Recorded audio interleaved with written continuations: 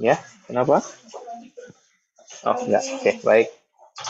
Ini terkait dengan Peraturan BKN Nomor 11 Tahun 2022 tentang pedoman teknis kepegawaian jabatan fungsional ya, Bapak dan Ibu semua. Oke, ini ada dasar hukumnya, ada Undang-Undang Nomor 5, kemudian ada Peraturan Pemerintah Nomor 11, Junto Peraturan Pemerintah Nomor 17 ya, Bapak dan Ibu semua. Kemudian ada Permenpan RB nomor 13 tahun 2019, juga ada peraturan BKN nomor 29 tahun 2020. Jadi inilah yang menjadi dasar hukum eh, lahirnya peraturan BKN nomor 11 tahun 2022 ini, Bapak dan Ibu semua. Oke, nah ini Bapak dan Ibu. Topik pembahasannya banyak banget ya. Ada dari nomor 1 sampai 12. Tapi coba kita maksimalkan semaksimal mungkin dengan waktu yang terbatas. Ada yang mulai dari pengusulan, penetapan kebutuhan dan pengangkatan dalam JF, kemudian juga ada kewenangan pengangkatan, kemudian ada uji kompetensi dan rekomendasi pengangkatan, kemudian ada pelantikan dan pengambilan sumpah janji, ada tugas jabatan, angka kredit minimal pemeliharaan, pengusulan penilaian penetapan angka kredit, penyesuaian angka kredit dari konvensional ke integrasi, kemudian ada tim penilai, ada kenaikan jabatan, kenaikan pangkat dan kebutuhan angka kredit, kemudian pemberhentian sampai dengan ketentuan lain-lain dan ketentuan peralihan. Jadi materi pada siang hari ini Bapak dan Ibu, ada 12 hal terkait dengan peraturan BKN nomor 11 tahun 2022. Oke, kita ke bagian yang pertama terkait dengan pengusulan, penetapan kebutuhan, dan pengangkatan dalam jabatan fungsional ya, Bapak dan Ibu semua. Nah, di sini terkait dengan kebutuhan dari uh, jabatan ya. Jadi perhitungan kebutuhan jabatan fungsional itu dihitung berdasarkan beban kerja yang ditentukan dari indikator kebutuhan dalam pedoman kebutuhan masing-masing jabatan fungsional yang diatur oleh instansi pembina setelah mendapat persetujuan Menpan RB. Tentunya pada siang hari ini peraturan yang diaturnya yaitu terkait dengan peraturan JE pengelola pengadaan barang jasa. Nah, salah satu tugas dari atau kewenangan dari instansi pembina adalah menyusun pedoman kebutuhan jabatan fungsional pengelola pengadaan barang. Jadi, LKPP selaku instansi pembina punya kewajiban untuk menyusun pedoman itu, ya. Jadi, bagaimana cara menghitung dari kebutuhan CF pengelola pengadaan barang jasa di instansi masing-masing, dasarnya adalah peraturan yang memang dibuat oleh instansi pembina. Karena instansi pembina memiliki kewenangan atau kewajiban untuk menyusun pedoman kebutuhan. Ya, bagaimana mekanismenya? Nah, ini di sini ada instansi pemerintah. Instansi pemerintah itu menghitung kebutuhan jabatan berdasarkan pedoman yang ditetapkan oleh instansi pembina. Ya, jadi Bapak dan Ibu tidak bisa menghitung kebutuhan JF pengelola pengadaan barang misalkan dengan perhitungan JF analis kepegawaian. Yang tidak bisa. Karena apa? Karena harus sejalan dengan jabatan fungsional itu sendiri. Jadi kalau misalkan kebutuhannya pengelola, ya berarti dasar untuk menyusun kebutuhannya adalah dari instansi pembinanya yaitu LKPP terkait dengan pedoman penyusunan kebutuhan JF pengelola pengadaan barang. Kemudian instansi pemerintah itu menghitung komposisi kebutuhan setiap jenjang untuk pengangkatan dalam jabatan fungsional secara proporsional. Jadi instansi pembina itu harus proporsional menghitung kebutuhan dari jabatan fungsional pengelola pengadaan barang jasa itu sendiri. Tidak bisa misalkan, oh kami menghitungnya apa namanya sesuai dengan kebutuhannya media gitu. Tidak, tapi di sini proporsional ya Bapak dan Ibu semua. Kemudian instansi pembina itu menyusun peta kebutuhan jabatan fungsional secara nasional untuk jangka waktu 5 tahun.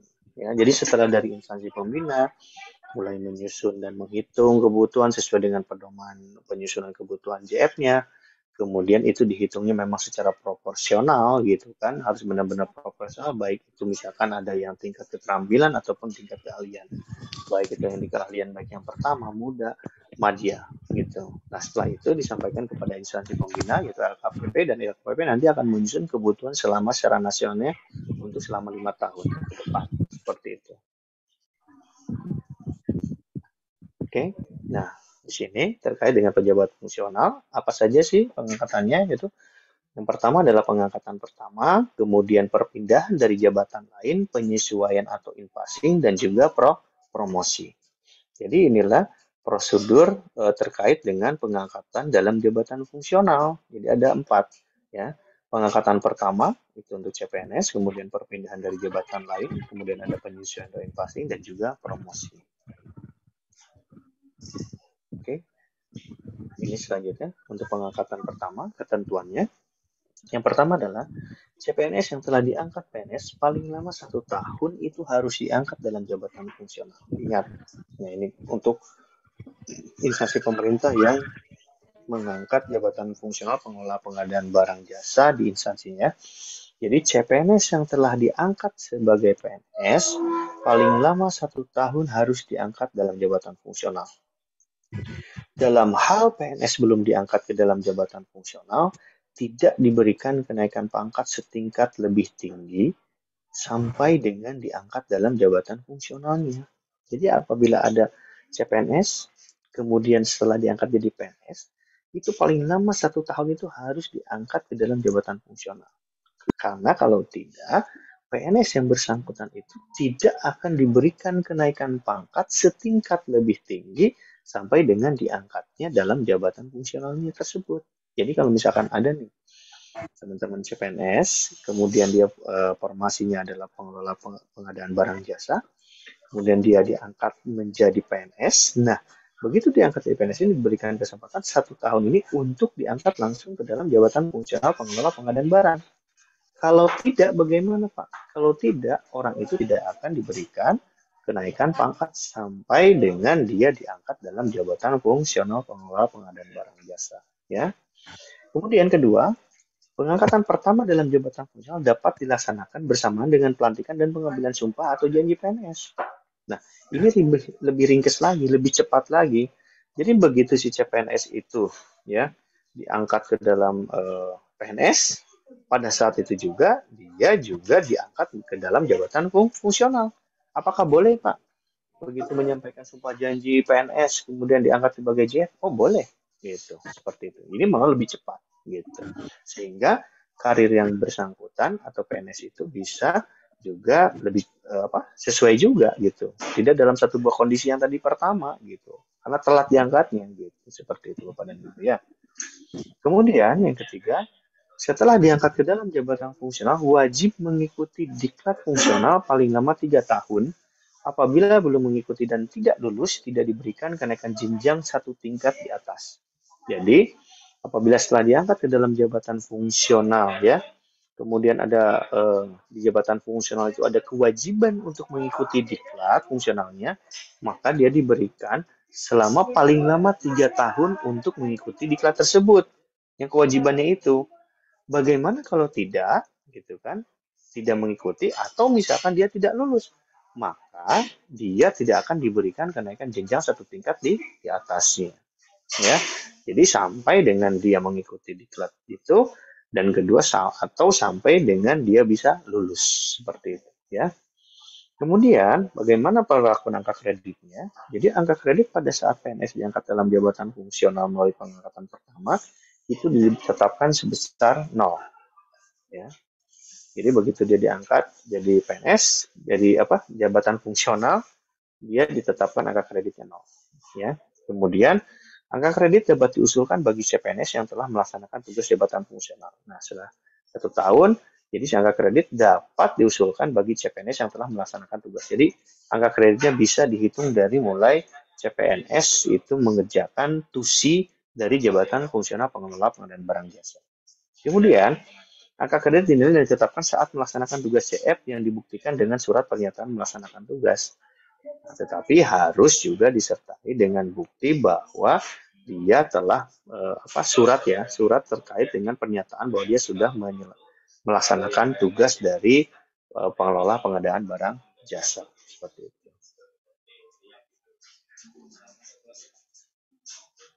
Oke, ini perpindahan dari jabatan ya, ketentuannya. Yang pertama adalah mempertimbangkan kebutuhan jabatan atau mempertimbangkan dari formasinya ya, kebutuhan jabatan untuk formasi. Keduanya, penetapan pangkatnya sama dengan pangkat yang dimiliki. Jadi bagaimana dia menetapkannya, dia apakah di pertama, apakah dia di muda, atau apakah dia di madya, itu dilihat dari penetapan pangkatnya. Kalau misalkan dia pangkatnya 3C, berarti dia begitu nanti pindah dari jabatan lain itu, maka dia akan ditetapkan sebagai JF pengelola pengadaan barang jasa ahli muda. Seperti itu. Kalau dia 3B, ya berarti dia ahli pertama. Ya, seperti itu. Kemudian, penetapan jenjang jabatan berdasarkan pangkat dan golongan ruang setelah lulus uji kompetensi. Nah, jadi dia juga harus lulus uji kompetensi dulu nih. Kalau misalkan ternyata tadi ada formasi atau kebutuhan di JF pengelola pengadaan barang jasa muda. Nah, kemudian dia 3C, dia ikut uji kompetensi, maka dia setelah lulus uji kompetensi, kemudian ditetapkan jadi JF tersebut, ya, seperti itu. Kemudian, usul perpindahan dari jabatan lain disampaikan ke instansi pemerintah kepada instansi pembina paling lambat 6 bulan sebelum usia pengangkatan yang dipersyaratkan. Jadi, begitu ada pegawai yang akan berpindah dari jabatan lain ke jabatan fungsional pengelola pengadaan barang jasa, itu harus diusulkan ke instansi pembina paling lambat 6 bulan sebelum dia BUP, sebelum dia batas usia pensiun. Ya, seperti itu. Kemudian, bagaimana penetapan angka kreditnya? Nah, seperti ini Bapak dan Ibu semua ya. Jadi ada di sini range-nya ya, range-nya penetapan untuk angka kredit. Yang pertama, penetapan angka kredit bagi PNS melalui jalur perpindahan diberikan dari angka kredit pengalaman ditambahkan dengan angka kredit dasar. Makanya di sini ada dua gambar ya. Yang pertama adalah penetapan angka kredit dari pengalaman, keduanya angka kredit dari nilai dasar. Nah, sebagai contohnya tadi yang 3C. 3C dia misalkan mau pindah ke jabatan fungsional pengelola pengadaan barang jasa, dia sudah bekerja selama 3,5 tahun atau 3 tahun 7 bulan. Berapa angka kreditnya? Nah, dilihat dari tabel ini, untuk muda 3C itu, kalau misalkan lihat dari pengalamannya ya, yang tabel pertama, itu yang di atas, itu dia 3C, dia di jenjang jabatannya ahli muda, kemudian dia mendapatkan angka kredit dari pengalaman, yaitu karena range-nya 3 sampai dengan 4 tahun, yaitu dapat angka kreditnya 33. Kemudian untuk nilai dasarnya berapa? Nah, dia ahli muda, 3C itu nilai dasarnya angka kreditnya adalah 0.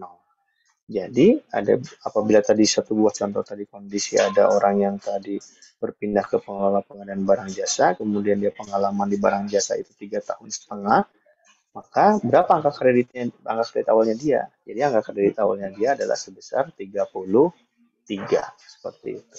Karena dia dari angka kredit nilai dasarnya cuma mendapatkan 0 seperti itu ya, kepada Ibu semua. Oke. Kalau yang ini perpindahan dari JF ke JF lainnya. Apa dimungkinkan kalau yang tadi kondisinya dari jabatan pimpinan tinggi, kemudian jabatan administrasi yang pindah ke jabatan fungsional. Nah, kalau yang sekarang kondisinya perpindahan dari jabatan fungsional lain ke jabatan fungsional pengelolaan pengadaan barang jasa, misalkan seperti itu ya, atau dari JF ke JF. Ya, pejabat fungsional dapat berpindah ke jabatan fungsional lainnya. Yang pertama, sesuai dengan kualifikasi, kompetensi, dan syarat jabatan. Jadi, apabila ada misalkan juga kita balik sekarang, ada pengelola pengadaan barang jasa mau pindah misalkan ke analis SDMA, itu apakah dia kualifikasi pendidikan di analis SDM-nya sesuai apa tidak? Gitu.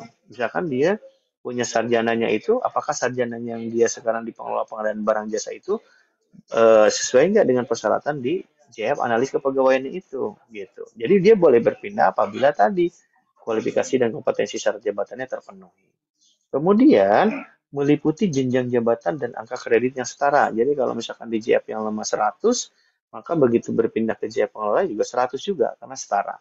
Kemudian dapat dilakukan dalam satu atau lintas rumpun atau klasifikasi jabatan fungsional.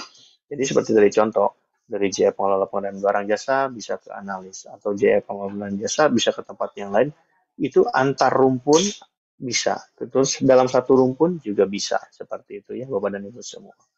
Nah, untuk yang keduanya, pejabat fungsional kategori keterampilan yang peroleh ijazah sarjana. Jadi yang dari keterampilan mau ke keahlian itu juga sama, perpindahan dari CF ke JF juga kategorinya seperti itu. Ya, apa syaratnya? Dapat dinaikkan pangkatnya ke dalam golongan ruang 3A.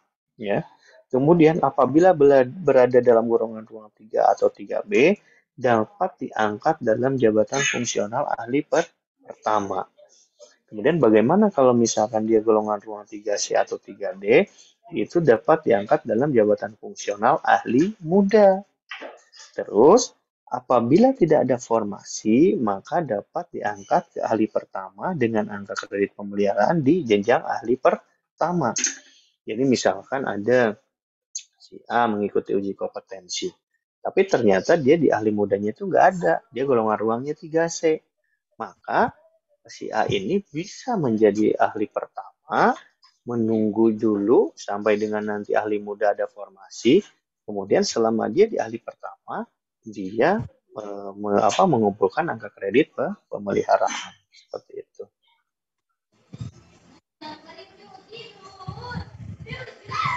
Ini terkait dengan alur perpindahan dari jabatan lain. Yang sebelah sini kita tidak usah ya, karena itu ahli utama. Nah, ini yang sebelah kanan saya, yang alur pengangkatan melalui jalur perpindahan selain jabatan fungsional ahli utama. Jadi bagaimana alur pengangkatannya? Pejabat pembina kepegawaian instansi pemerintah itu mengajukan usulan kepada siapa? Kepada instansi pembina. Ya. Setelah itu instansi pembina melakukan apa? Yang pertama adalah memverifikasi dan memvalidasi usulan. Itu yang pertama. Yang kedua, menyelenggarakan uji kompetensi. Ya. Yang ketiga adalah menerbitkan penetapan angka kredit dan rekomendasi. Jadi itu yang dilakukan instansi pembina ya. Mulai verifikasi, verval, usulan, kemudian menyelenggarakan uji kompetensi dan menerbitkan pak serta juga rekomendasi. Setelah itu, instansi pembina menyampaikan kemana? Menyampaikan kembali kepada pejabat pembina kepegawaian instansi pemerintah. Kemudian, PPK melakukan apa? PPK melakukan pengangkatan ke dalam jabatan fungsional sesuai dengan pak yang diterbitkan oleh instansi pembina dan juga sesuai dengan rekomendasi yang disampaikan oleh instansi pembina. Jadi seperti itu usulannya ya, Bapak dan Ibu semua.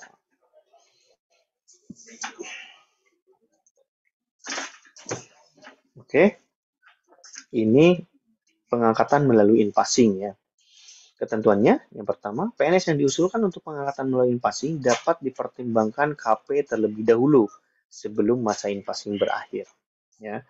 Kedua, apabila PNS telah ditetapkan rekomendasi pengangkatannya dan telah ditetapkan KP-nya, maka instansi pembina menetapkan rekomendasi kembali berdasarkan pangkat golongan terakhir yang ditetapkan. Jadi, di ketentuan in-passing ini, apabila ada seorang PNS yang akan melakukan in-passing, kemudian dia mepet nih, mau menaik pangkat, maka sebaiknya dilakukan dulu KP-nya dulu, setelah itu baru dilakukan in-passing-nya. Gitu ya. Setelah itu, instansi pembina menetapkan rekomendasi berdasarkan KP atau pangkat golongan ruang yang terakhir. Nah, makanya itu. Jadi keuntungannya biarkanlah dia itu naik pangkat dulu, setelah itu baru nanti ditetapkan. Jadi dia naik pangkat baru in-passing. Kemudian, jenjang jabatan dalam masa in-passing ditetapkan berdasarkan pendidikan dan masa kerja dalam pangkat terakhir yang dimilikinya. Ya. Jadi jenjang jabatan dalam masa in-passing ditetapkan berdasarkan pendidikan dan masa kerja dalam pangkat terakhir yang dimilikinya. Kemudian, masa kerja untuk in-passing bagi PNS yang memiliki pangkat penata muda golongan ruang 3A dihitung sejak CPNS. Kemudian ketiga, PNS yang diangkat ke dalam jabatan fungsional melalui penyusunan repassing diberikan angka kredit yang ditetapkan dari angka kredit penyusunan repassing dan ditambahkan angka kredit dasar. Angka kredit kumulatif hanya berlaku satu kali selama masa penyusunan repassing. Ada sekitar setahun yang lalu ya Bapak dan Ibu, itu in-passing nasional yang memang sudah berakhir di antara bulan Februari atau April. Itu in-passing nasional. Nah, kemudian in-passing ini bisa ada kapan? Apabila tadi ada jabatan fungsional baru gitu ya, atau restrukturisasi organisasi. Jadi itu in-passing itu akan dibuka seperti itu. Ya, sepertinya untuk pengadaan barang in-passing sudah selesai sepertinya ya. Gitu. Nah, kemudian ini untuk promosi ya. Ketentuannya yang pertama, Pengangkatan jabatan fungsional melalui promosi dilaksanakan berdasarkan pola karir diagonal dan vertikal. Jadi kalau mulai channel promosi itu harus setidaknya instansi tersebut harus memiliki pola karir dulu, ya. Karena apa? Karena ketentuannya pengangkatan JF itu yang melalui promosi dilaksanakan berdasarkan pola karir diagonal dan juga vertikal. Makanya dia harus punya atau ditetapkan dulu terkait dengan peraturan terkait dengan pola karir. Kemudian angka kredit dinilai dan ditetapkan dari tugas jabatan. Jadi angka kredit dinilai dan ditetapkan dari tugas jabatan. Kemudian syarat pengangkatannya yang pertama dia termasuk dalam kelompok rencana suksesi. Ya, jadi yang promosi ini termasuk dalam kelompok rencana suksesi. Kedua, menghasilkan inovasi yang diakui oleh lembaga pemerintah terkait bidang inovasinya. Jadi harus ada pengakuan juga dari pemerintah terkait bidang inovasinya. Ketiga, memenuhi standar kompetensi jenjang jabatan yang akan diduduki. Ya, jadi makanya dia mungkin nanti akan ada uji kompetensi terlebih dahulu seperti itu Bapak dan Ibu semua karena dia harus memenuhi standar kompetensi untuk jenjang jabatan yang akan diduduki.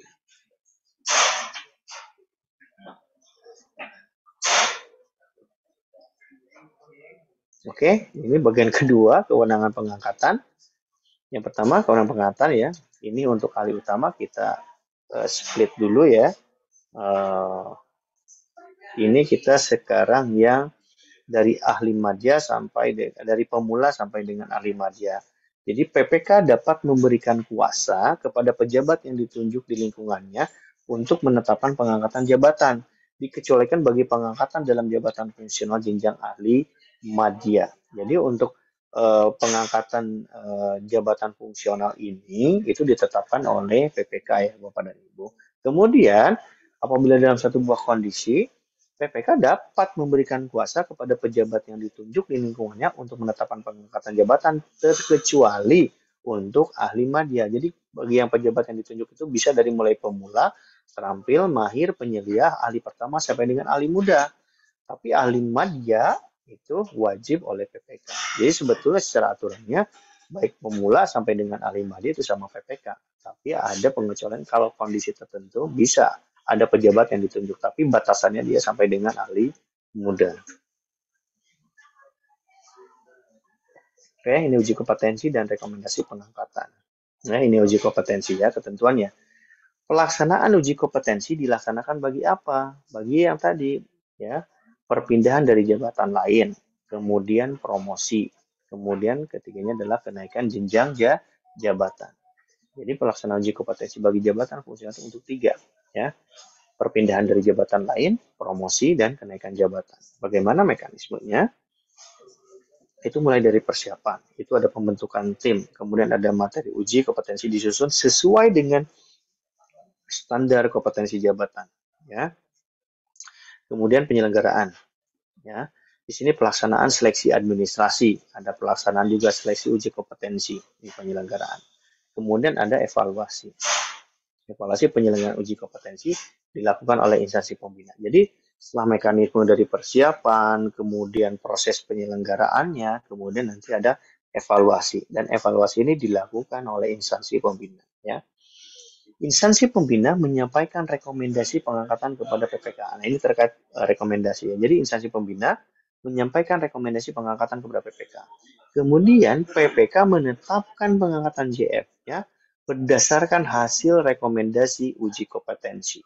Ya, jadi hasil rekomendasi uji kompetensi yang dari instansi pembina itu, dasar itulah PPK menetapkan pengangkatan jabatan fungsionalnya seperti itu.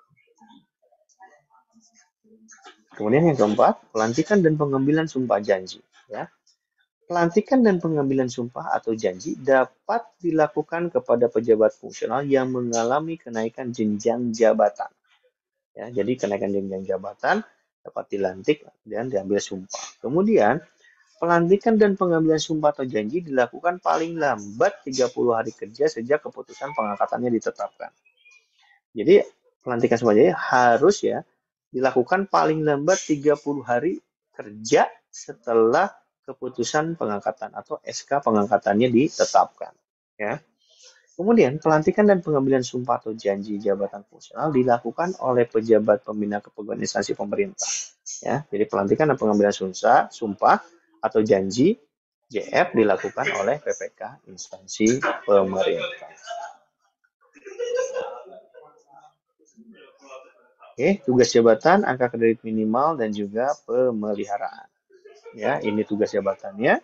Ya, ada tugas jabatan fungsional, ada pengembangan profesi, dan juga ada kegiatan penunjang. Ya, kemudian ini tugas tambahan. Yang pertama disepakati antara pimpinan atau pejabat penilai kinerja, kemudian ditetapkan dalam keputusan.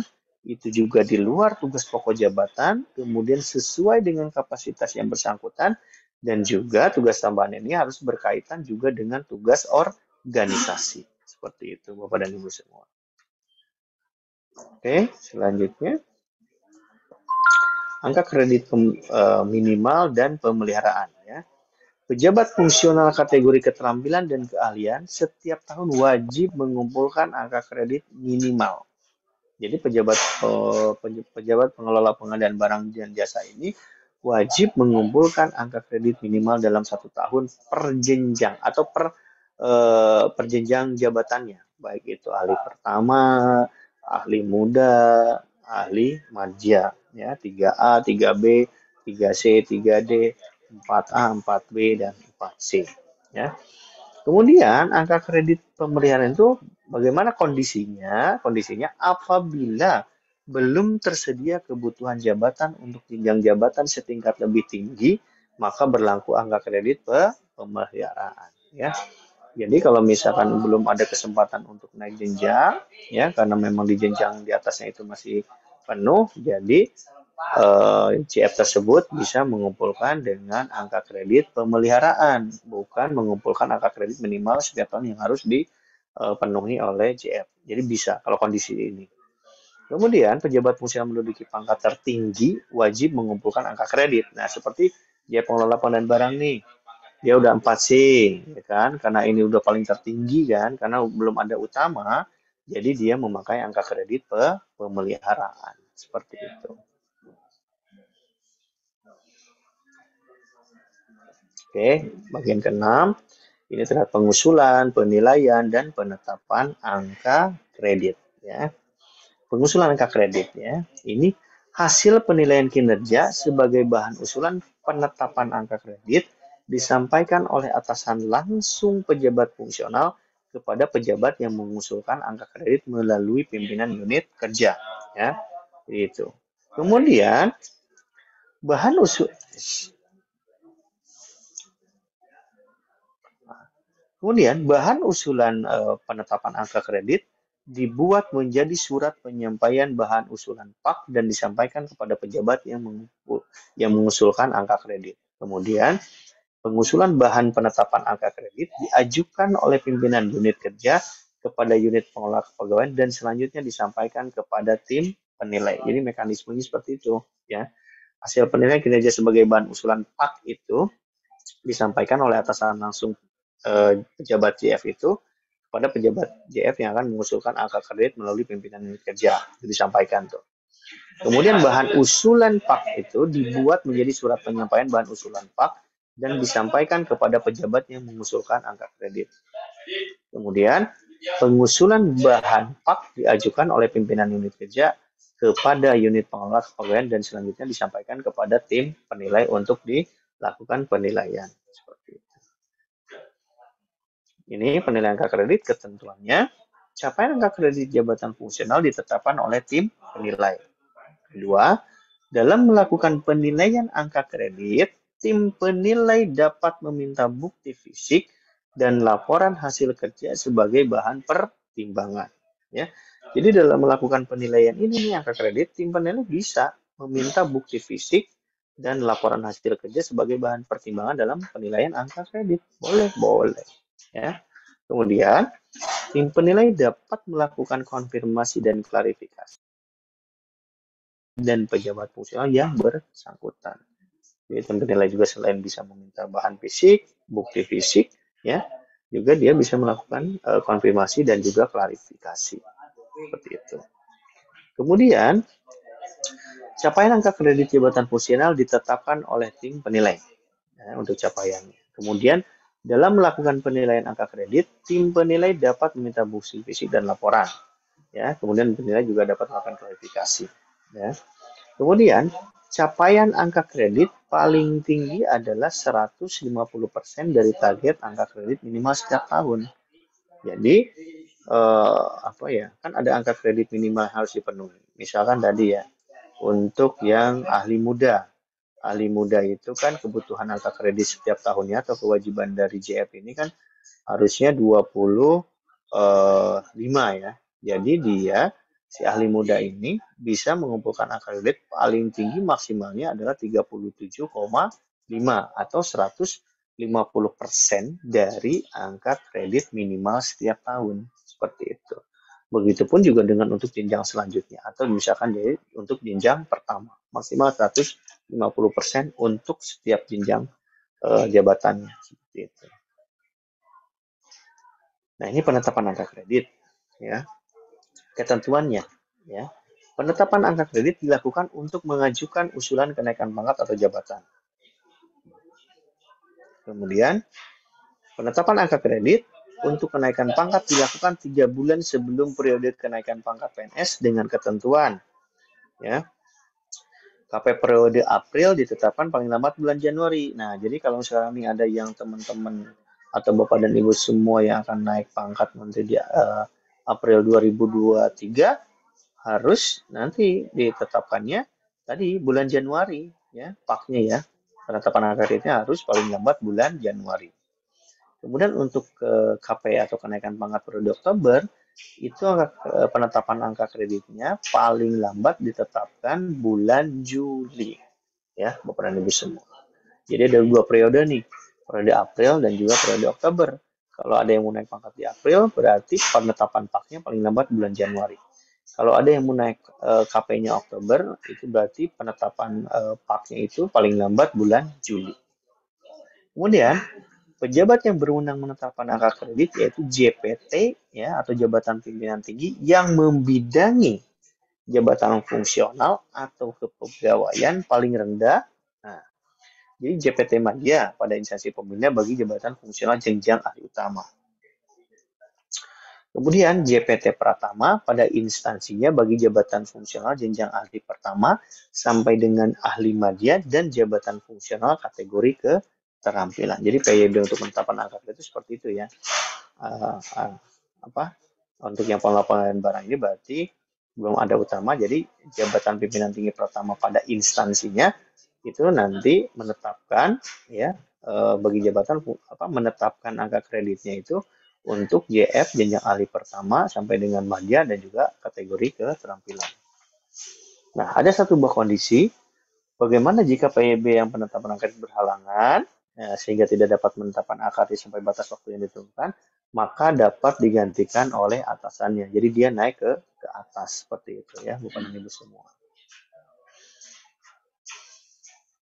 Oke, ini bagian ketujuh, penyesuaian angka kredit dan konvensional ke integrasi ya.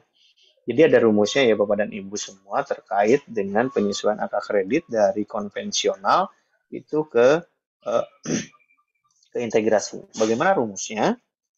Jadi rumusnya untuk mencari angka kredit integrasi itu adalah akumulasi atau jumlah angka kredit konvensional dikurangi nilai dasar. Sebenarnya mudah. Oke, Ibu semua ya. Jadi kalau misalkan tadi 3C ya, dia angka kreditnya itu adalah di konvensional misalkan 300 misalkan gitu ya. Bagaimana? Jadi rumusnya untuk menemukan angka kredit integrasi, angka kredit konvensional itu tadi 300 dikurangi nilai dasar. Nah, nilai dasar ini apabila lihat di tabel untuk 3C ini adalah 200. Jadi pengurangnya ini adalah nilai dasar.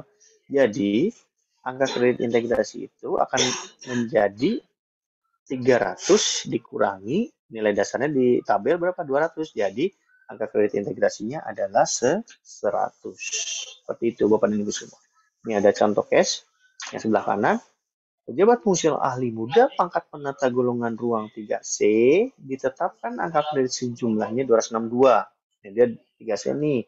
Dia punya angka kredit 262. Kemudian akumulasi angka kredit sejumlah 262 dikurangi nilai dasar sejumlah 200. Ya, seperti tadi ya, sesuai dengan tabel. Jadi akhirnya integrasinya 62 dengan rincian sebagai berikut. Ya.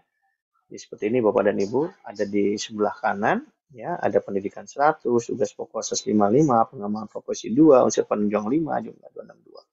Nah, di tugas jabatan itu dikurangi, pendidikan dikurangi, dan juga tugas pokoknya dari 155 karena pengurangan tadi 200, jadi diambil 55.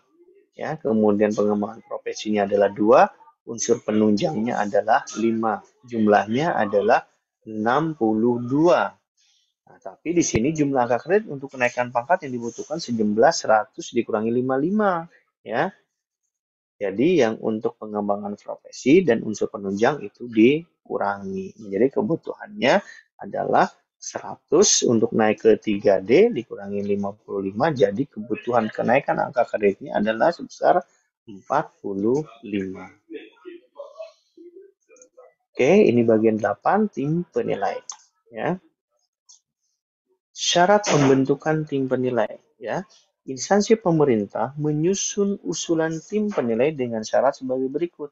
Jadi instansi pemerintah boleh nih untuk membentuk tim penilai, ya, tapi disampaikan usulannya, ya. Ada syaratnya juga.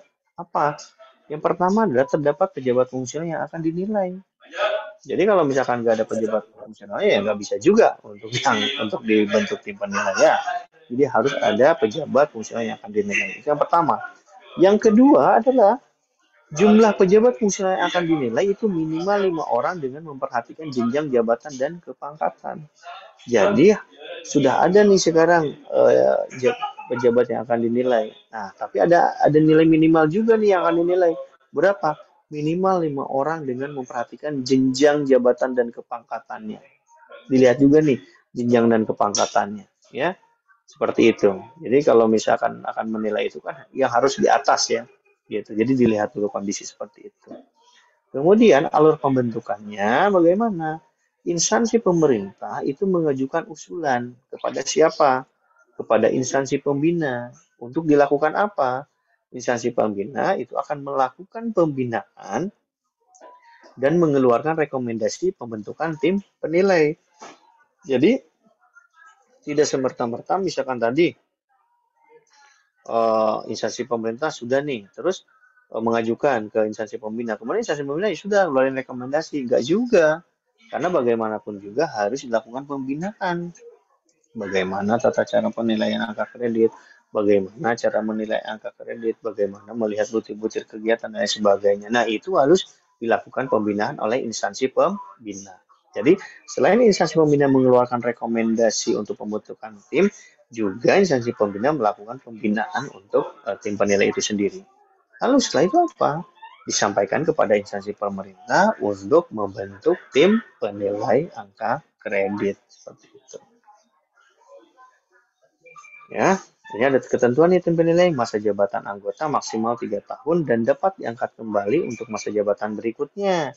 Setelah menjabat 2 kali dapat diangkat kembali setelah melampaui waktu 1 masa jabatan. Jadi ada orang nih misalkan dia sudah 2 kali menjabat, boleh nggak dia langsung ke 3 kali? Tidak, tapi harus diselak dulu 1 masa atau 1 periode. Kemudian setelah 1 periode itu atau 3 tahun itu kemudian dia dapat diangkat kembali seperti itu, ya. Kemudian anggota yang pensiun atau berhalangan lebih dari 6 bulan, maka ketua tim dapat mengajukan usul penggantian anggota. Ya. Kemudian anggota tim penilai yang ikut dinilai dapat diajukan pergantian anggota oleh ketua. Jadi kalau Anda misalkan nggak mungkin dong, dia menilai untuk dirinya sendiri, gitu. Makanya nanti akan ada pergantian penggantian anggota untuk menilainya, ya. Maksudnya. Jadi kalau misalkan Pak Budi, nggak mungkin Pak Budi itu menilai angka kreditnya Pak Budi. Jadi itu nanti akan dikasih ke Pak Asep atau Pak siapa nanti sehingga fairness-nya ada. Kemudian anggota tim dapat dipenuhi dari jabatan lain selama mempunyai kompetensi dan penilaian kinerja. Misalkan kurang orang untuk tim penilai, boleh nggak dari yang lain? Boleh. Tetapi juga dia harus memiliki kompetensi dalam penilaian kinerja. Kemudian selanjutnya, penetapan kompetensi dan pelaksanaan penilaian tim penilai ditetapkan oleh instansi pembina. Ya. Kemudian instansi pembina melakukan pemantauan dan evaluasi pelaksanaan penilaian oleh tim penilai. Ya, instansi pembina melakukan pemantauan. Kemudian tim penilai merupakan PNS. Jadi tim penilai ini harus PNS seperti itu. Nah, ini tim teknis ya. Tim teknis yaitu tim penilai dapat membentuk tim teknis jika ada keadaan yang bersifat khusus atau membutuhkan keahlian tertentu. Jadi kalau misalkan ada kondisi-kondisi tertentu nih, gitu kan, tim penilai itu boleh untuk membentuk tim penilai, tim teknis gitu kan, untuk membantu tim penilai dalam menilai angka kredit gitu, karena ini ada kekhususan gitu kan. Kemudian, tim teknis terdiri atas para ahli di bidang jabatan fungsional terkait baik dari PNS maupun non-PNS. Nah, kalau yang tadi tim penilai itu harus PNS, nah kalau tim teknis ini tidak harus PNS, boleh non-PNS. Ya, jadi kalau ada pertanyaan, Pak boleh nggak sih kalau tim penilai itu non-PNS? Yang jelas tidak boleh, tapi kalau tim teknis atau tim pendukungnya itu boleh dari non-PNS.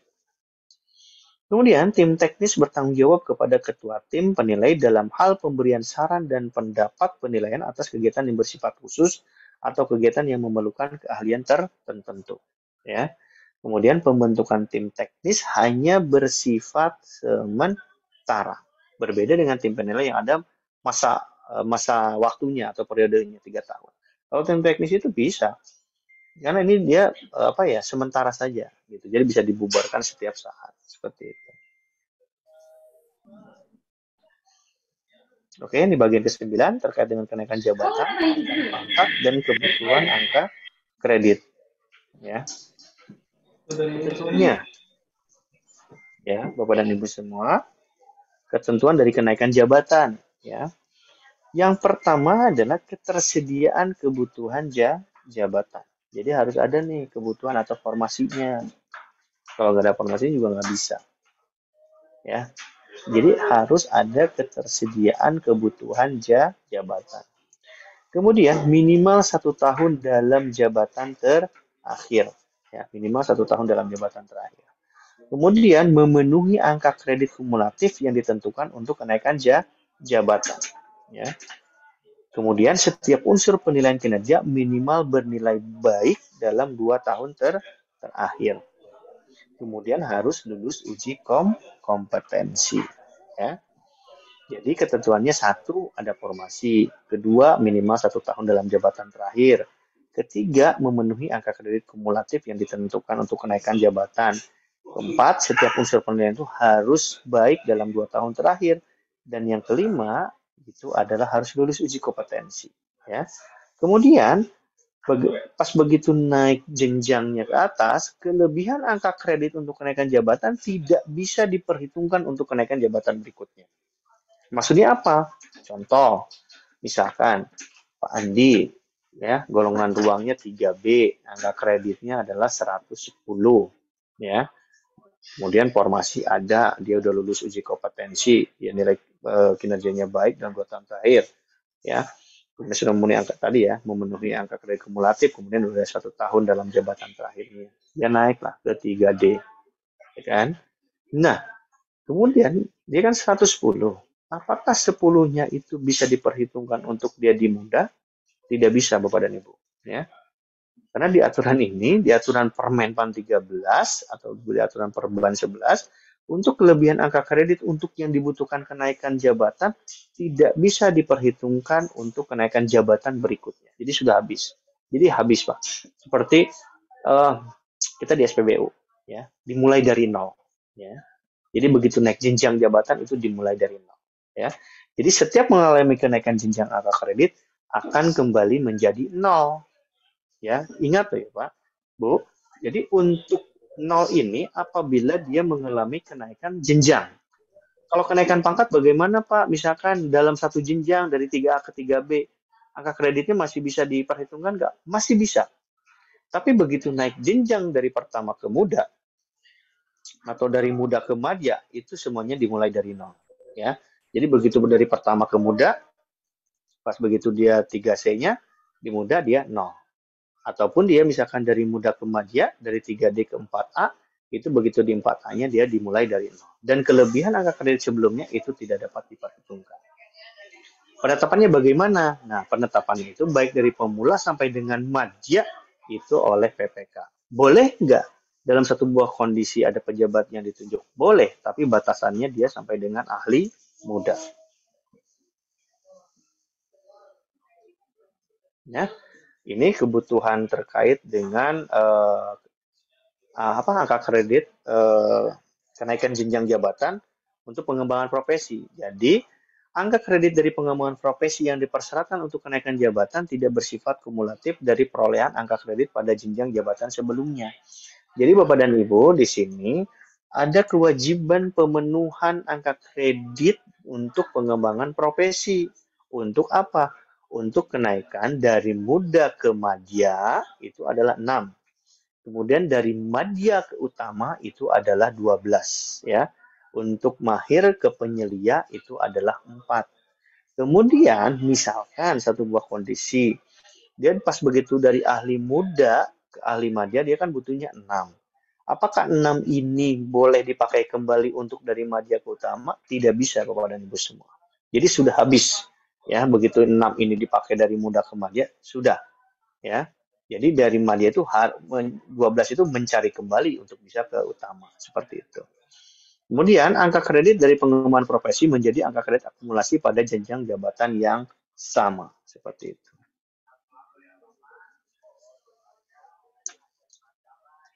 Oke, nah ini untuk kenaikan pangkat, ketentuannya minimal 2 tahun dalam pangkat terakhir ya. Untuk naik pangkat beda dengan naik jenjang jabatan. Kemudian keduanya memenuhi jumlah angka kredit yang ditentukan untuk kenaikan pangkat. Ya, jadi dia memenuhi jumlah angka kredit yang ditentukan untuk kenaikan pangkat. Kemudian setiap unsur penilaian kinerja minimal bernilai baik dalam 2 tahun terakhir. Ya, jadi untuk pangkat 4D ke 4E itu ditetapkan oleh Presiden. 4C ke 4D BKN atas nama Presiden. 3A ke 3B sampai dengan 4B PPK setelah mendapat persetujuan teknis dari BKN. Jadi nanti akan ada perteknya. Jabatan fungsi yang memiliki angka kredit melebihi angka kredit yang ditentukan untuk kenaikan pangkat setingkat. Bagus ini gue beli lah daripada 310.000 nggak ngaruh PPA mah. Halo. Silakan. Jadi jabatan soalannya Bu. Jadi jabatan yang memiliki angka kredit melebihi angka kredit yang ditentukan untuk kenaikan pangkat setingkat lebih tinggi ke jenjang jabatan yang lebih tinggi, maka kelebihan angka kredit tersebut tidak dapat diperhitungkan untuk kenaikan pangkat berikutnya. Ya, jadi seperti tadi saya bilang, kalau misalkan dari 3A ke 3B, misalkan kan kebutuhannya dari 3A ke 3B itu 50. Misalkan dia 60 nih dari 3A ke 3B, yang 10-nya masih boleh diperhitungkan nggak? Boleh. Kalau untuk kenaikan pangkat. Tapi begitu dari 3B ke 3C, misalkan tadi angka kreditnya 110, maka yang 10-nya itu tidak bisa dipakai untuk yang di 3C-nya. Jadi sudah habis. Jadi kembali ke 0. Ya, seperti itu. Oke, ini untuk kenaikan pangkat, ketentuannya kenaikan pangkat setingkat lebih tinggi. Nah, ini Bapak dan Ibu semuanya. Ini sebetulnya boleh sebut kabar gembira atau enggak ya. Tapi ini sebetulnya harusnya kabar gembira. Tapi memang ada syarat dan ketentuan. Ya, kenaikan pangkat setingkat lebih tinggi.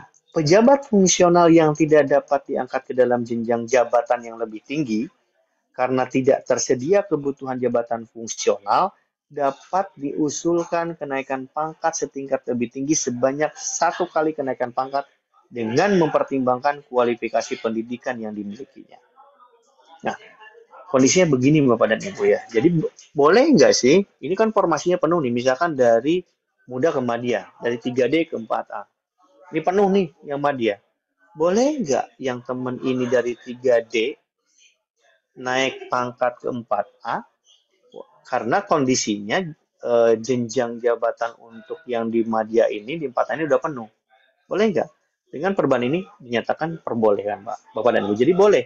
Dia naik walaupun tidak ada formasi atau tidak ada kebutuhan atau tidak ada lowongan, dari 3D ke 4A itu boleh naik pangkat, bukan naik jenjang ya, karena jenjangnya kan penuh nih kondisinya kan, jadi boleh dia naik pangkat ya, seperti itu. Ketentuannya apa?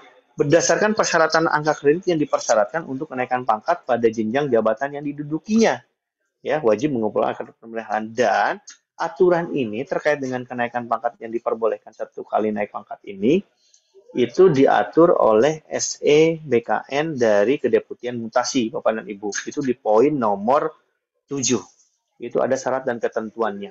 Ya, jadi di SE itu kita menjelaskan di Perban 11 ini boleh untuk diberikan kenaikan pangkat satu tingkat lebih tinggi 1 kali, tetapi syarat dan ketentuannya itu ada. Salah satunya apa? Salah satunya adalah harus uji kompetensi. Seperti itu. Dan harus memenuhi kualifikasi di jabatannya. Jadi kalau misalkan di Madya nih, JF Pengelolaan Barang Jasa, misalkan syaratnya harus S2, nah berarti dia harus S2. Jadi kalau S2 dia bisa naik pangkat. Tapi bagaimana kalau tidak S2? Ya dia tidak bisa naik pangkat. Karena syarat dan ketentuannya berlaku. Oke, kemudian kegiatan penunjang. Ya, kegiatan penunjang diberikan angka kredit paling tinggi 20% ya, dari angka kredit yang dipersyaratkan untuk kenaikan pangkat. Angka kredit kegiatan penunjang diberikan untuk 1 kali kenaikan pangkat ya, seperti itu. Nah, ini kebutuhan angka kredit kenaikan pangkat atau kenaikan jabatan ya. Misalkan dari ahli pertama itu dari 3A ke 3B itu 50. Dari 3B ke 3C itu 100 ya. Akumulasi dari 3A, 3B 50, 50, 100, kemudian bisa ke 3C. 3C-nya itu harus pemenuhan angka kredit 100. 3D-nya itu harus pemenuhan angka kredit 100. Jadi dari 3D ke 4A atau dari muda ke madya itu akumulasinya adalah 200 apabila mau naik jenjang. Kemudian dari 4A itu 150, 4B 150, 4C 150. Jadi totalnya 450. Seperti itu ya Bapak dan Ibu semua. Dikecualikan bagi, ada nih pengecualian, JF keahlian yang pengangkatannya dimulai dari jenjang ahli pertama. Golongan ruang 3B, kenaikan jenjangnya membutuhkan angka kredit kumulatif paling sedikit adalah 50. Dan juga untuk keterampilan yang pengangkatannya dimulai dari jenjang keterampilan golongan ruang 2C, untuk naik jenjang membutuhkan angka kredit ya, dari terampil ke mahir itu adalah 40, jadi totalnya adalah 60. Seperti itu. Oke, ini bagian 10, pemberhentian dan pengangkatan kembali. Ya, ini ada 6 ya pemberhentian. Yang pertama adalah mengundurkan diri dari jabatan karena alasan pribadi yang tidak memungkinkan untuk melaksanakan tugas jabatan. Ini ditetapkan oleh PPK. Kemudian yang keduanya adalah diberhentikan sementara sebagai PNS karena diangkat menjadi pejabat negara, diangkat menjadi komisioner atau anggota lembaga non-struktural, atau ditahan karena menjadi tersangka tindak pidana. Ketiganya adalah cuti di luar tanggungan negara. Kemudian menjalankan tugas belajar lebih dari 6 bulan. Kemudian kelimanya adalah ditugaskan secara penuh pada jabatan pimpinan tinggi dan jabatan administrasi. Ya. Keenamnya tidak memenuhi persyaratan jabatan. Ya. Jadi untuk pemberhentian ini nomor 1 mengundurkan diri dan nomor 6 tidak memenuhi persyaratan jabatan itu tidak bisa diangkat kembali. Kecuali nomor 2, nomor 3, nomor 4, dan nomor 5 itu dapat diangkat kembali. Nah, ini bagaimana tata cara pemberhentiannya? Nah, pengusulannya ya, untuk yang di bawah saja ya, selain JF ahli utama. Itu disampaikan oleh pejabat yang berwenang kepada pejabat pembina kepegawaian. Ya, kemudian PPK menetapkan sesuai dengan ketentuan perundang-undangan. Ya. Jadi, penjabat pembina kepegawaian atau PPK dapat memberikan kuasa kepada pejabat yang ditunjuk di lingkungannya paling rendah setingkat jabatan pimpinan tinggi pertama yang memiliki kepegawaian untuk menetapkan pemberhentian dari jabatan fungsional selain jabatan fungsional ahli madya. Seperti itu. Nah, ini pengangkatan kembali ya. Pengangkatan kembali diperuntukkan bagi JF ya, yang diperintahkan sementara sebagai PNS, kemudian menjalani cuti di luar tanggungan negara, kemudian menjalani tugas belajar lebih dari 6 bulan, kemudian ditugaskan secara penuh pada JPT dan juga jabatan administrasi. Ya, jadi kalau yang diberhentikan sama menjalani cuti itu apabila sudah diangkat atau diaktifkan kembali sebagai PNS.